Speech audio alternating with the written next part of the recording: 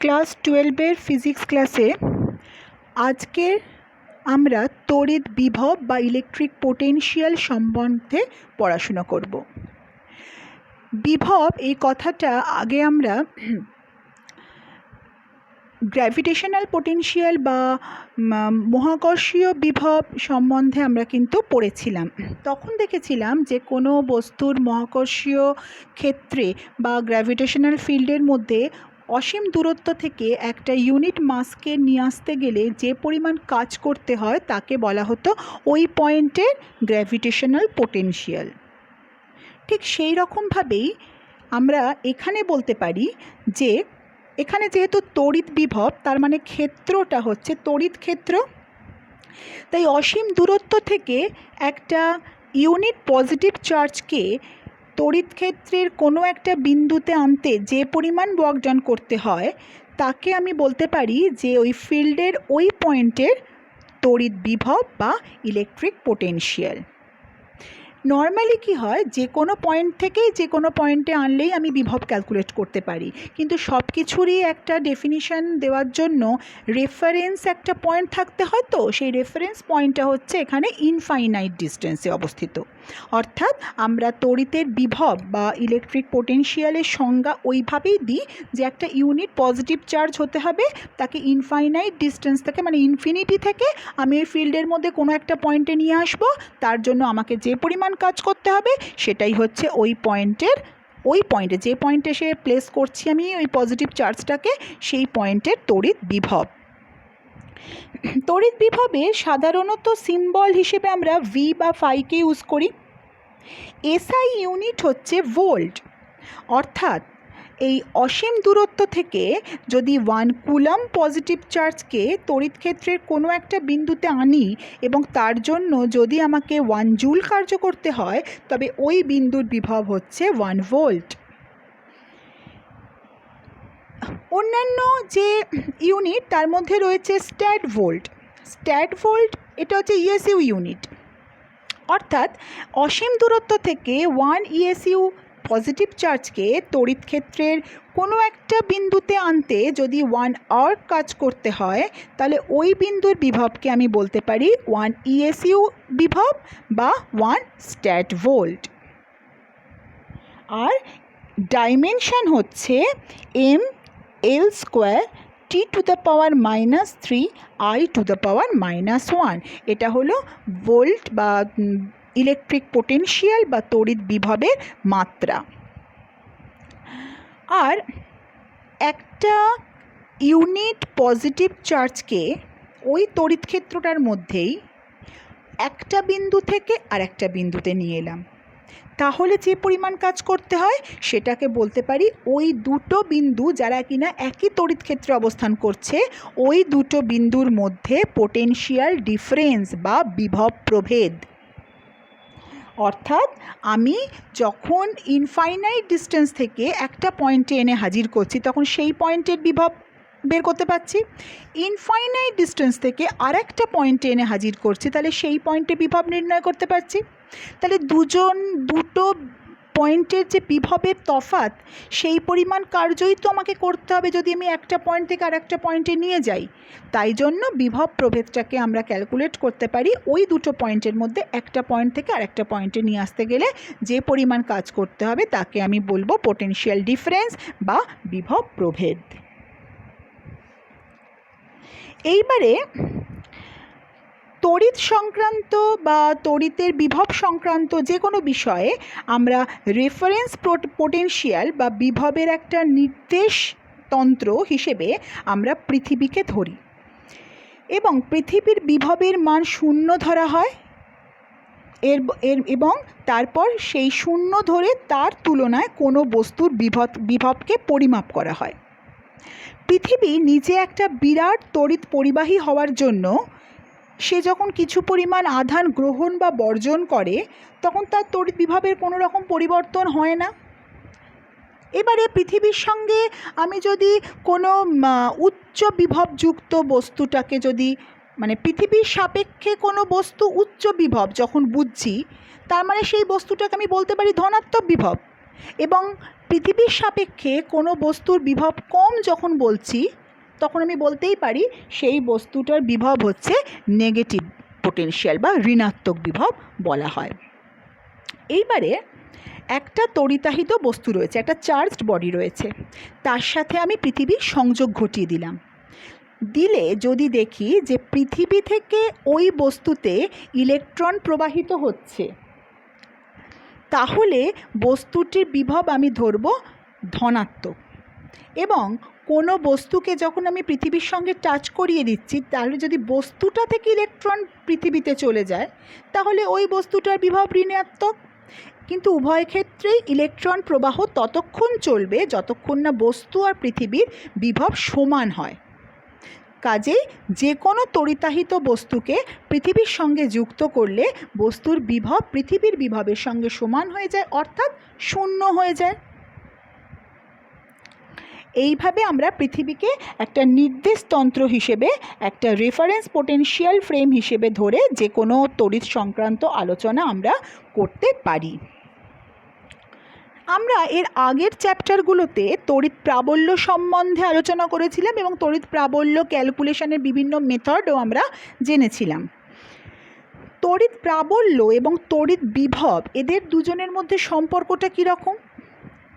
মনে করি এই যে ছবিটা রয়েছে, যে একটা প্রাবল্য বিশিষ্ট একটা ইউনিফর্ম ফিল্ড রয়েছে, তড়িৎ ক্ষেত্র, তার মধ্যে এ এবং বি দুটো বিন্দু রয়েছে এবং ধরে নিতে পারি দুটো একই বলরেখার ওপর অবস্থিত রয়েছে। বিন্দু দুটোর মধ্যে ডিস্টেন্স আমি এখানে ডেল্টা আর হিসেবে কল্পনা করে নিয়েছি।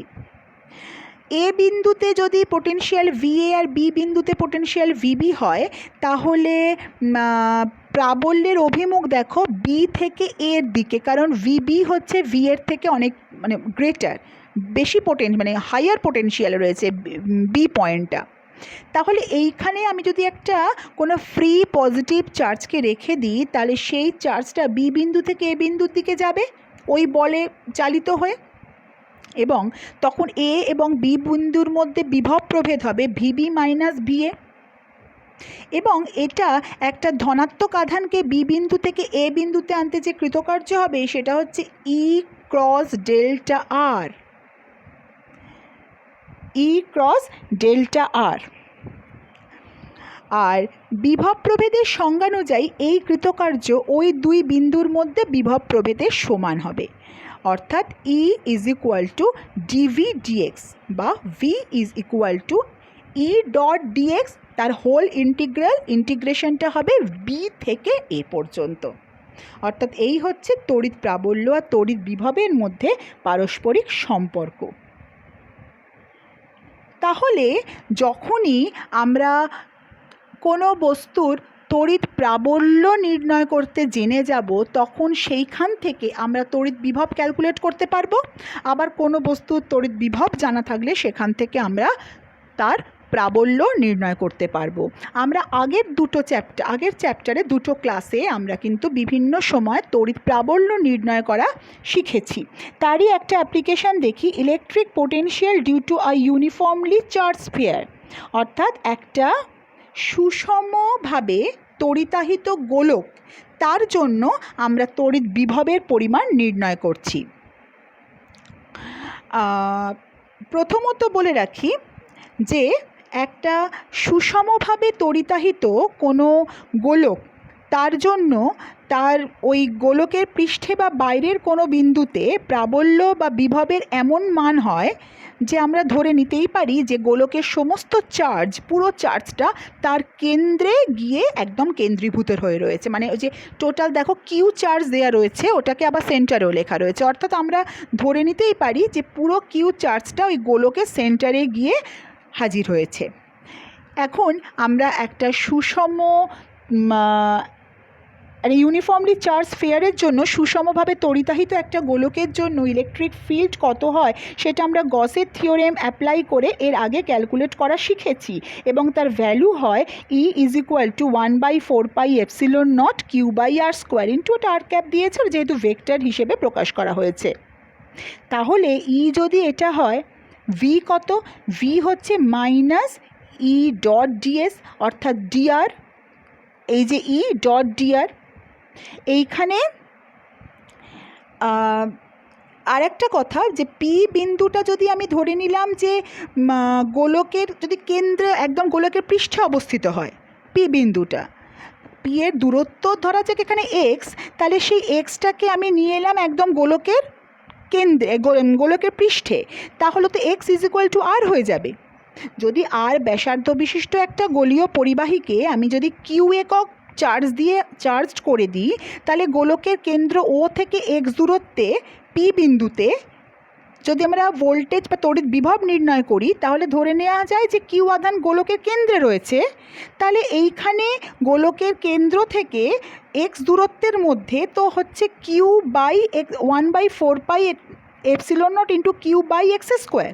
কিন্তু আমি এখানে একটা ধরে নিচ্ছি আলোচনার সুবিধের জন্য যে পি বিন্দুটা গোলকের পৃষ্ঠে অবস্থান করেছে, তাহলে এক্স ইজ ইকুয়াল টু আর হয়ে যাচ্ছে। সেই জন্যই আমরা কিন্তু ইনফিনিটি থেকে আর বা এই ইন্টিগ্রেশনের এই লিমিটটা আমরা দিয়েছি ইনফাইনাইট ডিস্টেন্স থেকে আর ডিস্টেন্সের মধ্যে, এবং ইন্টিগ্রেশন করার পর ভি এর ভ্যালু পাওয়া যায় 1/4 epsilon nought into q by r. আর এই টপিকে যেটা আমরা জানতে পারি সেটা হচ্ছে, দেখো আর তো হচ্ছে গোলকের রেডিয়াস, অর্থাৎ গোলকের প্রত্যেকটা পয়েন্টে আর এর ভ্যালু সেম থাকছে পৃষ্ঠতলের প্রত্যেকটা পয়েন্টে, অর্থাৎ electric potential inside the sphere is uniform. গোলকের ভেতরে কিন্তু এই বিভবের মান সর্বত্র সমান হয়। আর বিভবের মান সর্বত্র সমান হচ্ছে মানে electric field intensity inside the sphere is zero, কারণ বিভব ডিভি ডিএক্স হচ্ছে ইলেকট্রিক ফিল্ড। তাহলে ভি যদি কনস্ট্যান্ট হয় তাহলে তার ডেরিভেটিভ জিরো হবে, সেই জন্য আমরা এইটা বলতে পারি। এইবারে আসছে electric energy, electrical potential energy এবং ইলেকট্রিক্যাল কাইনেটিক এনার্জি। প্রথমে আমরা তড়িৎ স্থিতি শক্তি বা ইলেকট্রিক্যাল পোটেনশিয়াল এনার্জি নিয়ে আলোচনা করব। কোনো তড়িৎ ক্ষেত্রের একটা নির্দিষ্ট বিন্দুতে ইনফিনিটি থেকে একটা চার্জকে আনতে কিছু পরিমাণ ওয়ার্ক ডান করতে হয়। এইভাবে আমি যদি একাধিক পয়েন্ট চার্জকে ইনফিনিটি থেকে কতগুলো নির্দিষ্ট অবস্থানে এনে একটা সংস্থা গঠন করি, তাহলে মোট যে পরিমাণ কাজ করতে হয় তাকে ওই সিস্টেমটার তড়িৎ স্থিতিশক্তি বা ইলেকট্রিক্যাল পোটেনশিয়াল এনার্জি বলা হয়। আর এই এসআই পদ্ধতিতে তড়িৎ স্থিতিশক্তির একক হচ্ছে জুল। আবার কাইনেটিক এনার্জি বা গতিশক্তি ক্যালকুলেট করার জন্য আমাদের একটু আলোচনা করার প্রয়োজন। যে আমরা জানি যে অভিকর্ষের অধীনে যখন কোনো বস্তু ফ্রিলি ওপর থেকে নিচের দিকে নাবে, তখন তার অভিকর্ষীয় স্থিতিশক্তি হ্রাস পায়। ডান দিকের ছবিটা দেখো। এবং পরিবর্তে বস্তুটি সমপরিমাণ গতিশক্তি লাভ করে। অনুরূপভাবে যখন কোনো আহিত বস্তু কোনো তড়িৎ ক্ষেত্রে অবাধে গতিশীল হয়, তখন বস্তুটি কিছু পরিমাণ স্থিতিশক্তি হারিয়ে সমপরিমাণ গতিশক্তি লাভ করে। এইখানে যে একটা চার্জ রয়েছে, সেই চার্জটাকে তার অপোজিট চার্জটা তো আকর্ষণ করছে, পজিটিভ চার্জটাকে। সে আকর্ষণ বলের অপোজিট দিকে, ওপর দিকে যদি আমি পজিটিভ চার্জটাকে তুলি, তাহলে তোমাকে কিছু পরিমাণ কাজ করতেই হবে। সেই জন্য কিন্তু এখানে পোটেনশিয়াল এনার্জিটা বৃদ্ধি পাচ্ছে, অর্থাৎ আস্তে আস্তে যত নিচের দিকে নামছে তত পোটেনশিয়াল এনার্জিটা কমে সমপরিমাণ গতিশক্তি বা কাইনেটিক এনার্জি বৃদ্ধি পাচ্ছে। এখন মনে করি যে কিউ একটা চার্জ, সে তড়িৎ ক্ষেত্রের এক বিন্দু থেকে আরেক বিন্দুর দিকে যাচ্ছে। সেই বিন্দু দুটোর মধ্যে যদি বিভব প্রভেদ ভি হয়, তাহলে কণাটা কিউ ভি পরিমাণ স্থিতিশক্তি হারিয়ে গতিশক্তি বৃদ্ধিও হয় কিউ ভি পরিমাণ।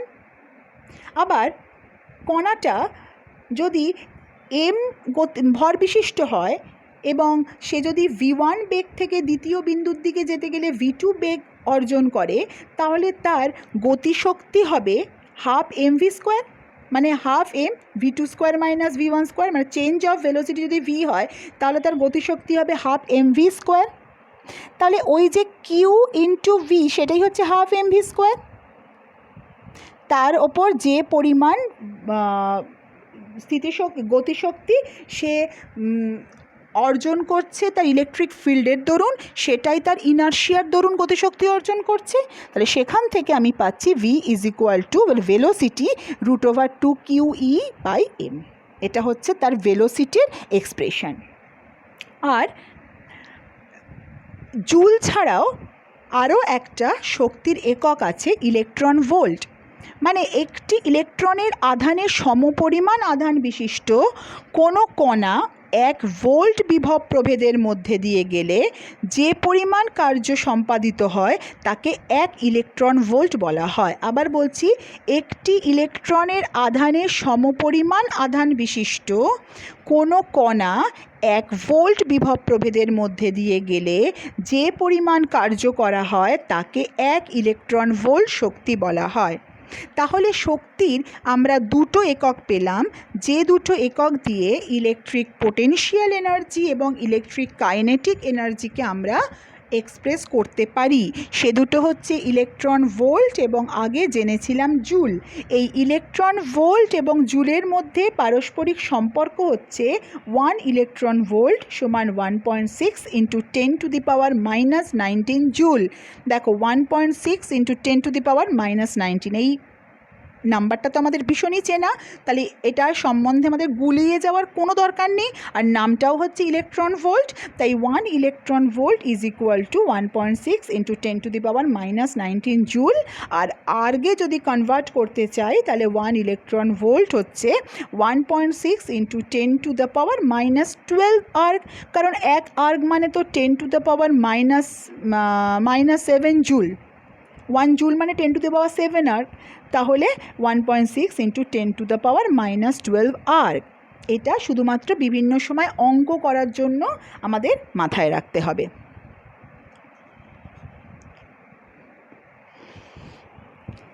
এইবারে আরও একটা আমরা টপিকে চলে যাই, যে কোনো তড়িৎ ক্ষেত্রের মধ্যে অবস্থিত কোনো তলের সব বিন্দুতে যদি তড়িৎ বিভবের মান সমান হয় তবে ওই তলকে ইকুইপোটেনশিয়াল সারফেস বা সমবিভব তল বলা হয়। এখানে কতগুলো সমবিভব তলের উদাহরণ রয়েছে। প্রথম ছবিটা হচ্ছে একটা বিচ্ছিন্ন বিন্দু আধানের জন্য। এখানে দেখা যাচ্ছে যে এই যে সেন্টারটা রয়েছে, যেখানে বিন্দু আধানটা রয়েছে, তাকে কেন্দ্র করে আমি যদি একটা নির্দিষ্ট ব্যাসার্ধের একটা হলো স্ফেয়ার বা ফাঁপা গোলক অঙ্কন করি, তাহলে এই গোলকের ওপরের তলটা সমবিভব তল হবে, কারণ ওই তলের সব বিন্দুতে বিভবের মান সমান হবে। এবং সেটা একটু আগেই আমরা দেখেছি, তার মান হচ্ছে 1/4πε0 × Q/r, যেখানে r হচ্ছে গোলকের ব্যাসার্ধ এবং প্রত্যেকটা পয়েন্টেই ওই ওপরের তলের বিভব সমান, এই কথাটাও আমরা আলোচনা করেছি। কিন্তু তাকে যেহেতু সমবিভব তল বলা, তখনও পর্যন্ত আমরা টপিকটা সম্বন্ধে আলোচনা করিনি, তাই ওই পেজে আমরা কথাটা বলিনি। এখন বলছি যে ওই যে আমরা অ্যাপ্লিকেশনটা পড়লাম সেইখানেই কিন্তু ওই গোলকটার পৃষ্ঠতলটা হচ্ছে একটা সমবিভব তল। তার মানে একটা বিন্দু আধানের জন্য অসীম দূরত্বেও কিন্তু সমবিভব তল তৈরি হতে পারে এবং সেটা একটা সমতল সৃষ্টি হয়, যেহেতু আর হচ্ছে সেখানে ইনফাইনাইট ডিস্টেন্স, ইনফিনিটি। তারপরে যে ছবিটা রয়েছে সেটা হলো একটা সুষম তড়িৎ ক্ষেত্র বা একটা ইউনিফর্ম ইলেকট্রিক ফিল্ডের জন্য সমবিভব তল তৈরি হয়েছে, এবং একটা সুষম তড়িৎ ক্ষেত্র জন্য সমবিভব তলগুলো ওই তড়িৎ ক্ষেত্রের বলরেখার সঙ্গে লম্বভাবে অবস্থিত হয়। দেখো তাই হয়েছে, ব্লু তলগুলো ওই রেড যে বলরেখাগুলো রয়েছে তার সাথে প্রত্যেকে সমবিভব তলগুলো লম্বভাবে অবস্থান করছে। আর তার তলায় হচ্ছে দুটো বিন্দু আধান, তার মধ্যে একটা ছবি রয়েছে দুটো লাইক চার্জ আর একটা রয়েছে দুটো অপোজিট চার্জ বা একটা ডাইপোল। এক্ষেত্রে সমবিভব তলের আকৃতি নির্ভর করে প্রতিটি আধানের জন্য বিভিন্ন বিন্দুতে তড়িৎ বিভবের বীজগাণিতিক সমষ্টির ওপর। এক একটার জন্য একটা বিন্দুতে দুটো আধানের জন্য আলাদা আলাদাভাবে যে বিভব হবে তার বীজগাণিতিক সমষ্টির ওপর। প্রথম যে ছবিটা সেটা দুটো সম আধানের জন্য দেখানো হয়েছে, এবং পরের যে ছবিটা সেটা একটা পজিটিভ চার্জ আর একটা নেগেটিভ চার্জ অর্থাৎ একটা ডাইপোল, তার জন্য সমবিভব তল কীরকম দেখতে হবে সেইটা এখানে দেখানো হয়েছে। সমবিভব তলের বৈশিষ্ট্য কী কী? প্রথমত, সমবিভব তলের ওপরে কোনো তড়িতাধানকে এক বিন্দু থেকে অন্য বিন্দুতে সরাতে কোনো কার্য করতে হয় না। কারণ কি? পোটেনশিয়াল ডিফারেন্স জিরো, তো সব জায়গায় পোটেনশিয়াল সেম, তাই জন্য। তড়িৎ বলরেখাগুলো সমবিভব তলকে সমকোণে ছেদ করে। দুটো সমবিভব তল কখনো পরস্পরকে ছেদ করে না। আর তড়িতাহিত পরিবাহীর পৃষ্ঠ একটা সমবিভব তল, ওই তলের ওপর আধানগুলো প্রত্যেকে স্থির থাকে। আর ইকুইপোটেনশিয়াল সারফেস বা সমবিভব তল দেখে আমরা ইলেকট্রিক ফিল্ডের ডিরেকশানটা বা ওখানে তড়িৎ ক্ষেত্র প্রাবল্যের অভিমুখ নির্ধারণ করতে পারি। এগুলো হচ্ছে সমবিভব তলের বৈশিষ্ট্য। এইবারে দুটো অঙ্ক রয়েছে, অঙ্ক দেখে নেওয়া যাক। প্রথম অঙ্কে বলেছে consider a point charge plus q placed at the origin and another point charge minus 2q placed at a distance of 9 meter from the charge plus q, মানে এটা প্লাস কিউ আছে, সেখান থেকে 9 মিটার দূরত্বে একটা মাইনাস 2q চার্জ প্লেস করা রয়েছে। Determine the point between the two charges at which electric potential is zero, মানে এদের মাঝখানে একটা পয়েন্ট তোমাকে নির্ধারণ করতে হবে যে পয়েন্টে পোটেনশিয়াল বিভবের মান 0। প্রথমেই ধরে নেওয়া হয়েছে যে ওই প্লাস কিউ থেকে এক্স দূরত্বে পি বিন্দুতে হচ্ছে, পি বিন্দুটাই হচ্ছে সেই বিন্দু যেখানে ইলেকট্রিক পোটেনশিয়ালের ভ্যালু 0। তাহলে এই পি পয়েন্টে ওই যে বলা হলো যে দুটোর প্রত্যেকের বীজগাণিতিক সমষ্টির সাথে সমান হবে, তাহলে পি পয়েন্টে বিভব হচ্ছে প্লাস কিউ এর জন্য বিভব প্লাস মাইনাস 2q এর জন্য বিভব। তাহলে টোটাল বিভবটা হচ্ছে এখানে আমরা ক্যালকুলেট করলাম এবং সেই টোটালটা হচ্ছে 0।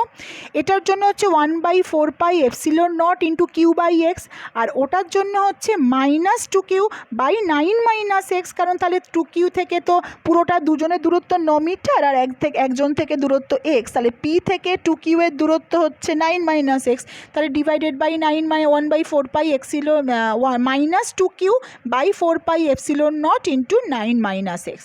তাহলে এই যে টোটালটা সেটাই হচ্ছে 0। এখান থেকে একদম বীজগণিতের সমাধান, এক্সের ভ্যালু বের করে ফেললাম 3 মিটার। তাহলে এইটাই হচ্ছে 3 মিটারটা কোথা থেকে? প্লাস কিউ থেকে 3 মিটার দূরত্বে একটা পয়েন্ট পাওয়া যাবে যেখানে বিভবের মান 0 হবে। নেক্সট অঙ্ক, an electron with a charge বলে দিয়েছে অ্যান্ড আ মাস বলে দিয়েছে অ্যান্ড হ্যাজ এনার্জি বলে দিয়েছে। What is the speed of the particle in metre per second? ও, এটা তার মানে ওই ফর্মুলাটা যেখান থেকে আমি কাইনেটিক এনার্জি, ওই ইনার্শিয়াল কাইনেটিক এনার্জি এবং ইলেকট্রিক্যাল কাইনেটিক এনার্জি ইকুয়াল করলাম এবং সেখানে ভি এর ভ্যালুটা বের করলাম। তাহলে সেখানে ভি বেরিয়েছিল √, তার মানে ভি স্কোয়ার একদম সোজাসুজি বেরিয়ে গেল, সেটা বেরোলো 2 ইন্টু কিউ এর ভ্যালু বলে দিয়েছে into e divided by m. তাহলে এইগুলো ভ্যালু পুট করে ভি স্কোয়ার এবং ভি স্কোয়ার থেকে ভি এর ভ্যালু আমরা বের করতে পারি। একটা কথা হচ্ছে, এখানে যখনই যা যা দিয়ে দিয়েছে সেইগুলো যখনই আমরা পরপর লিখে নিচ্ছি, চোখের সামনে স্পষ্ট হয়ে যাবে আমাদের ফর্মুলা, যে কোন ফর্মুলাটা ইউজ করে আমরা সেই সমাধান করছি, এই অঙ্কটার প্রবলেমটার সমাধান আমরা করতে পারি। অর্থাৎ প্রথমটাতে দেখে নিলাম যে দুটোর ওই কনসেপ্টটা কাজে লাগালাম, যে একটা কোনো পয়েন্টে তড়িৎ ক্ষেত্রের একটা পয়েন্টে ওই যে আলাদা আলাদা দুটো চার্জ রয়েছে, প্রত্যেকের বিভবের বীজগাণিতিক সমষ্টি হবে সেই পয়েন্টের তড়িৎ বিভব। এবং সেকেন্ডটাতে কোনটা কাজে লাগালাম, যে ইনার্শিয়াল কাইনেটিক এনার্জি এবং ইলেকট্রিক্যাল কাইনেটিক এনার্জি দুটো সমান হবে এবং সেখানে সমান করে একটা হাফ mv স্কোয়ার আর একটা কিউ ইন্টু ই সেখানে আমরা পুট করে, সেখান থেকে যদি ফর্মুলা মনেও না থাকে তখন তাহলে দুটোকে ইকুয়াল করে সেখান থেকে ভি এর ভ্যালুটা বের করে নিলাম। তাহলে আজকে আমরা তড়িৎ বিভব সম্বন্ধে, সমবিভব তল, তড়িৎ স্থিতিশক্তি, তড়িৎ গতিশক্তি, এগুলো সম্বন্ধে সব আমরা আলোচনা করলাম। আজকের ক্লাস এখানেই শেষ হলো।